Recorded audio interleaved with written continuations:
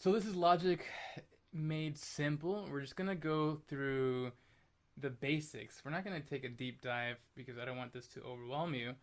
But I'm gonna go as quickly as possible and just show you how to get started quickly.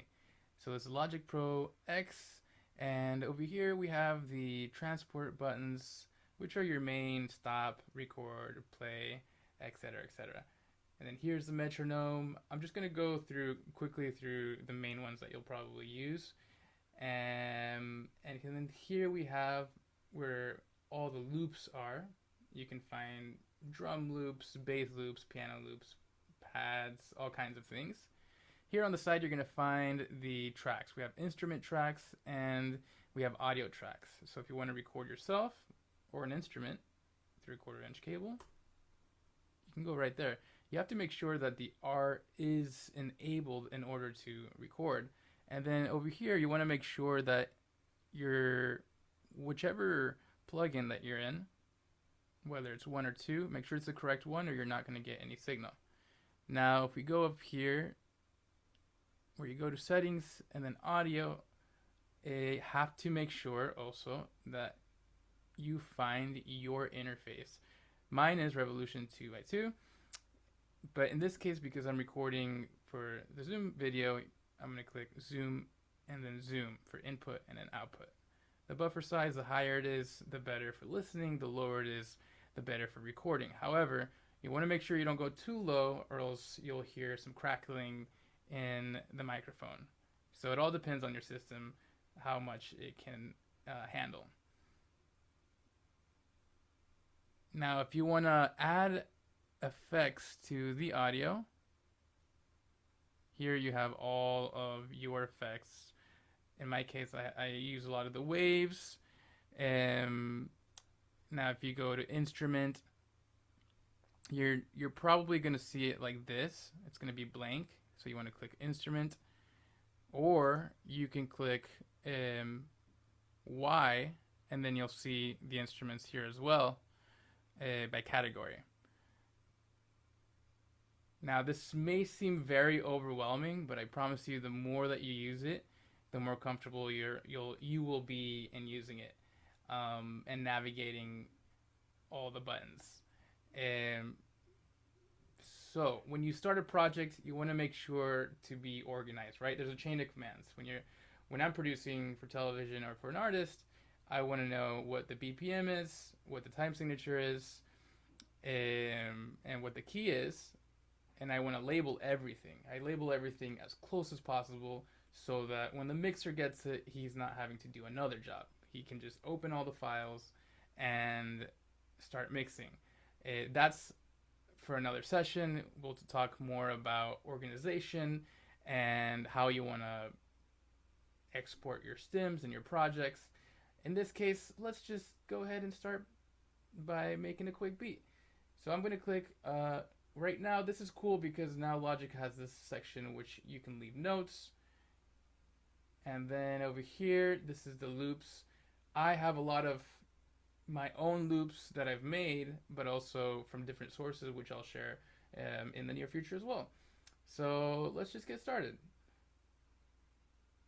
Remember, music isn't really a cerebral exercise. It's good to know all the technical, but also remember it has to come from feel. Without feel, you have nothing. In this case, it's also important to do a combination of, if you're going to use loops, make sure you're not using a loop that contains several instruments. Sometimes I do, but very rarely will I do that, because then it's harder to mix. So let's see what we find. We're going to go to genre. We're going to go to hip hop. I saw one earlier that I liked. Let me see.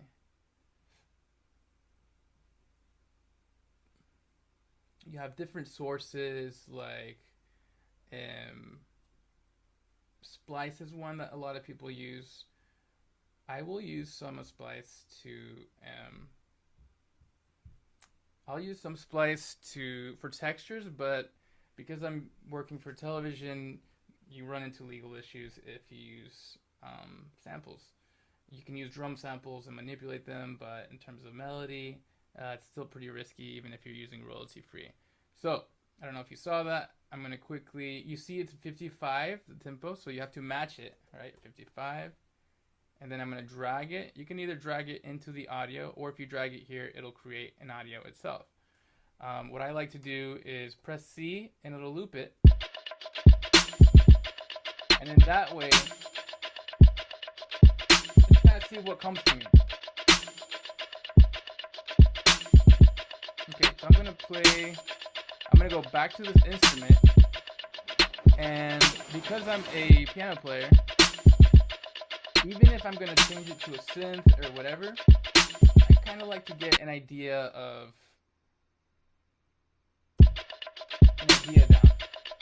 Just whatever. So let's see.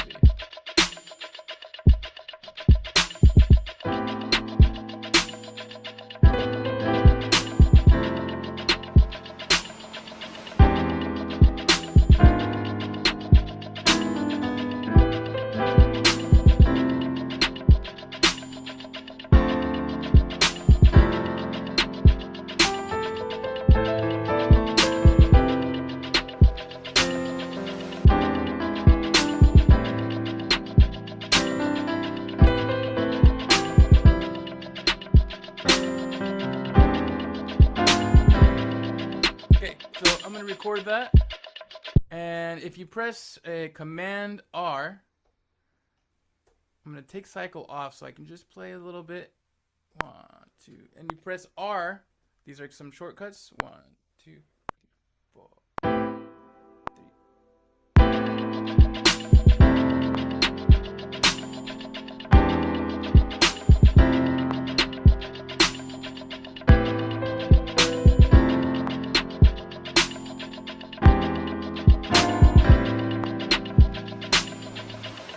Okay, now I'm just making this really fast to show you guys a little bit, through the ropes. So if you press Command A, we have something called quantize. Now what that does is shifts everything so it lands perfectly on the grid. Now there's a problem with that, and this is where a lot of producers make a mistake. If everything in your beat is quantized, what does that mean? You took all the feel out of your beat. So you want to make sure that you don't quantize everything. And if you do, probably, there's a couple tricks around it. Because I am a musician, I normally play everything. But in the interest of this video and teaching you guys, I'm going a little bit quick. One trick you can do is you highlight everything, Command A. And if you go to MIDI transform, you can go to humanize. And what that does is that changes the velocity of each one, making it sound more human. That's really good to use for like hi-hats.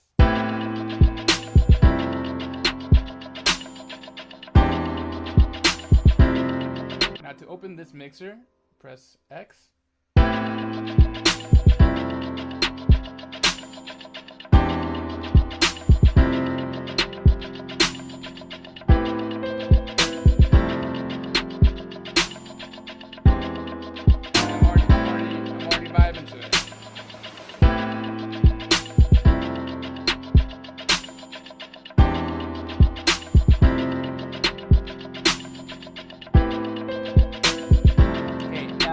Normally, something like this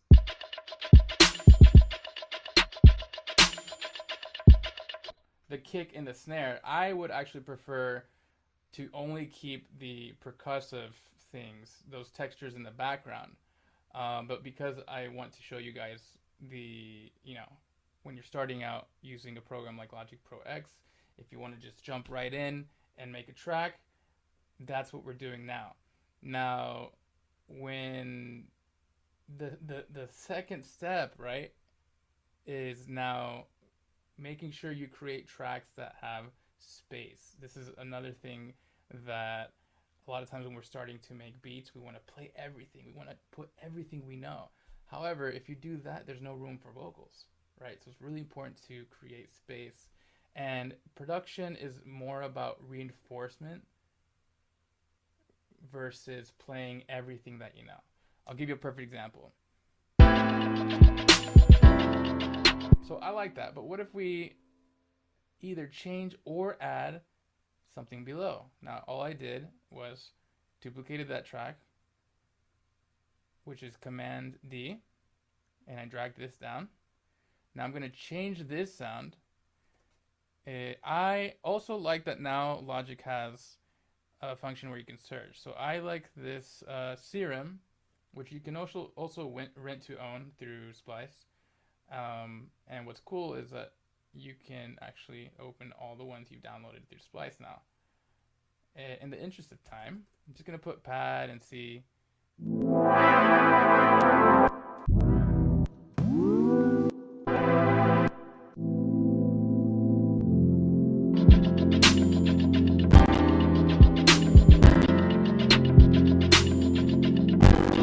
Now I like that. Why? Because that pad isn't getting in the way of the piano. That's another thing that you have to think sonically, is you don't want everything in the low end, you don't want everything in the high end, you want to blend, right? So these two together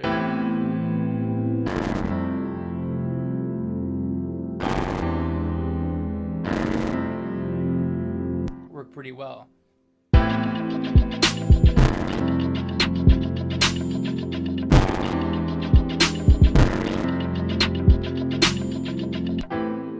Okay, so I think so I'm going to stop that. Now, what's the next thing that we might want in this? I would say an 808. So I try to cover all the drums first, typically. Kick, snare, hi-hat. So if you go here, there's one that's included in Logic Pro. This is a stock sound. I typically don't use stock sounds. If I do, this is one of the ones that I actually like. System overload, probably because I am sharing through Zoom. There's a lot actually happening right now. So sometimes that may happen, and this is good that it's happening because I can show you in real time.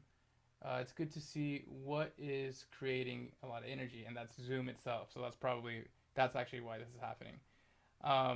Now, your bass lines should not be complicated. They should reinforce. You're going to hear me say that a lot in production. Reinforce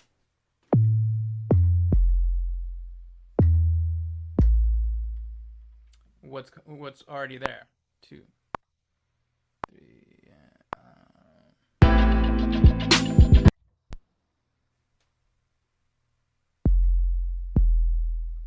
Okay, in the interest of this video, because there's all that happening, again, no problems, just solutions. I live by that.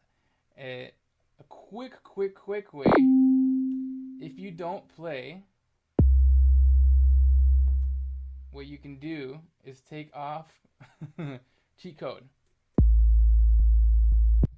You keep all the bottom ones there.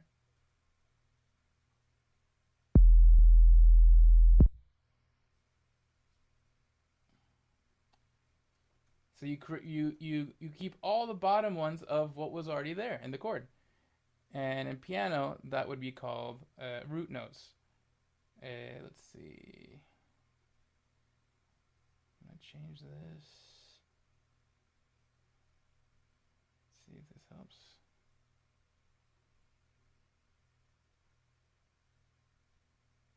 So it's important to know, believe it or not, playing piano actually does help productions as well a lot. And knowing theory, at least your basic theory, which is important to know.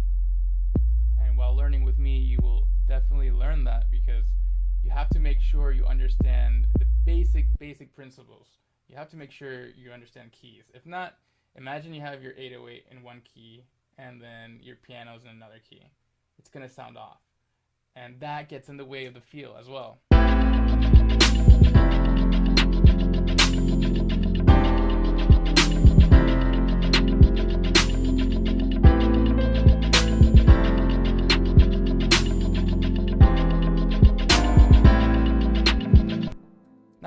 So if I'm going to do a quick arrangement, I mean quick arrangement, I always say arranging is like, it's like going on a date, right? You don't tell the person you're going on a date with everything about yourself, right? It has to happen organically, like a story, right? So I'm not going to play everything at once. And what if I brought in the beat? You know, I'm going to take some of the high end. It's gonna make it sound like a filter effect. And let's not bring in the trap bass yet, or the pad. And this is gonna make it sound like an intro.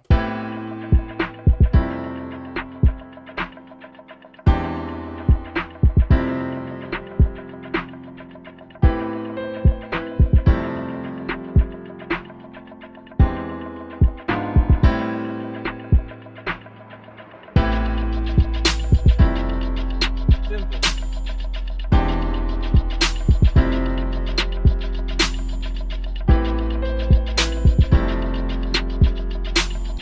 Actually, I'm playing it in A minor. All right, and then when you label your tracks, when you save it, so I'm just gonna save this. This is also very important. Just gonna make another folder, teaching. Sounds a little bit romantic. My love. BPM 55. Key is A minor, my name. This is important. Eventually, you can actually save several versions in the same file, which is really cool. You save alternatives. So I might be working for a client, and it's important for me to have the first one always. And then, because what if that client says, hey, I like that first thing that you did. Can we go back to that? I don't want to have to rearrange and do everything again. Right?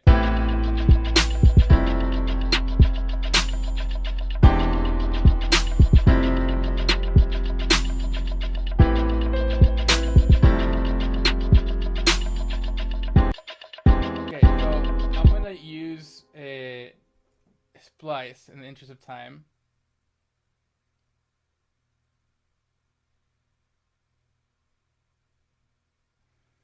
Now, I am all about organization. You're going to see how I save even in splice collections, right? If I'm doing something for ESPN or for like a trailer or for a reggaeton artist or pop artist, I got it all saved.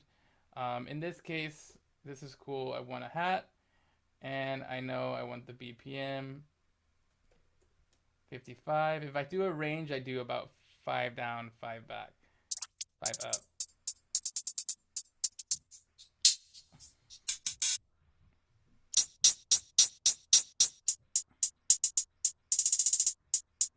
Okay. So normally I'd take more time to listen and probably create my own trap hi-hat loop, which I will also be showing you in the near future. So I'm going to drag this. It's already starting to sound more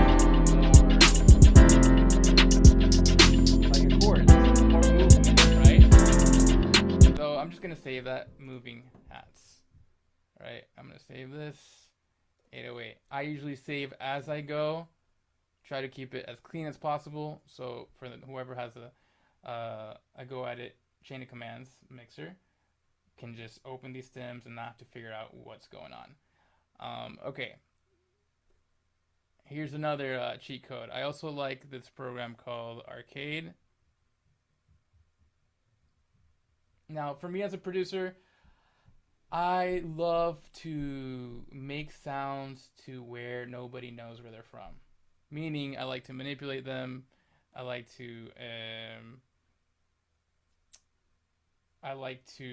have fun with it and make it sound like my own. This is cool because you can automatically just change the key. And I like it because it's nice, like ear candy. Now let's see what we got here.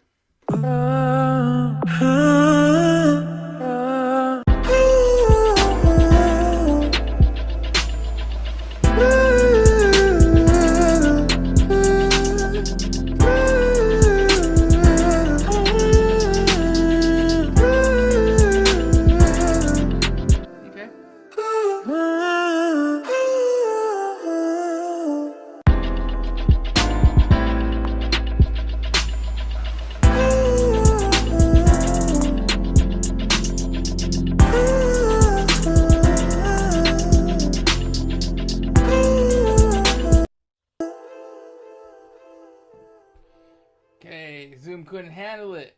Couldn't handle the heat. It's cool. No problems. Just solutions. You gotta work under pressure sometimes in the studios, and you just make it work.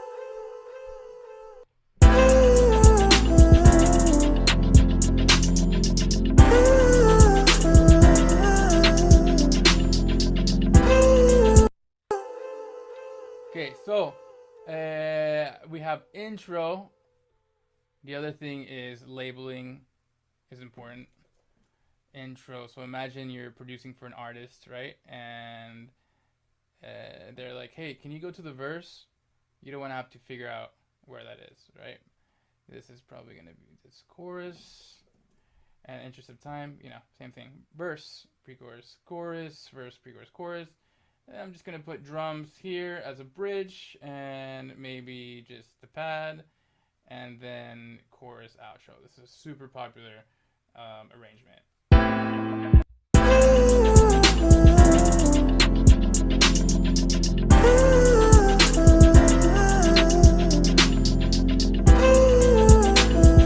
And there we go. You created your beats and your first beat in just really a few minutes. Obviously, there's so much more that goes into creating a really, really good beat and a polished beat, right? This, I think, is a good start, but there's so much that you could do with this. I would actually play using a drum machine probably over this to make the drums pop more. Quality control is important, so the drums that you start with is very, very important, right? Logic, the sounds that come with Logic are sometimes a little bit flat, meaning it doesn't really have that punch, right? So I like to use sounds from different sources like Sematics or Splice, or there's thousands and thousands of sources where you can collect sounds from and use drum pads here, and I'll be showing you how to do that as well. So quick recap of what we just learned today. Okay, these are audio stems, right? We have audio stems, we have audio tracks, instrument tracks. It's important to label, right? We have our key signature here, BPM, metronome here, and to take notes here, to use the loops provided by Logic, and then here to record, or you can press R. Now if you press Y, that'll bring up your library here with your sounds. And then if you want to label your sections, hit this marker. Again, starting from 0, hit that plus. To play with your keyboard, use the MIDI. And then you should be able to have your keyboard should be connected with a MIDI cable.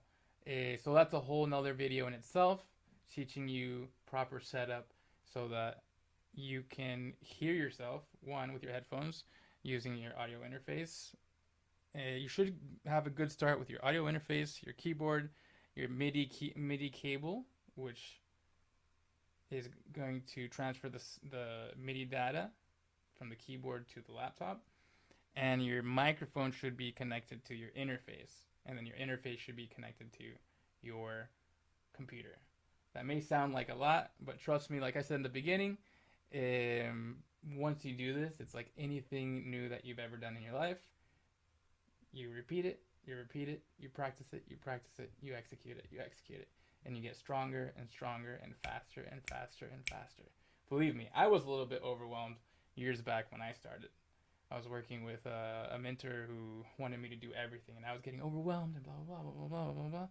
And now looking back, I was like, wow, I didn't even realize all those moments of mentorship that I had, of moments that were hard in studios, now gives me the ability to work very fast under pressure and to be able to teach you to do the same thing. Thank you for watching. This is Logic Made Simple with Carlos Keys.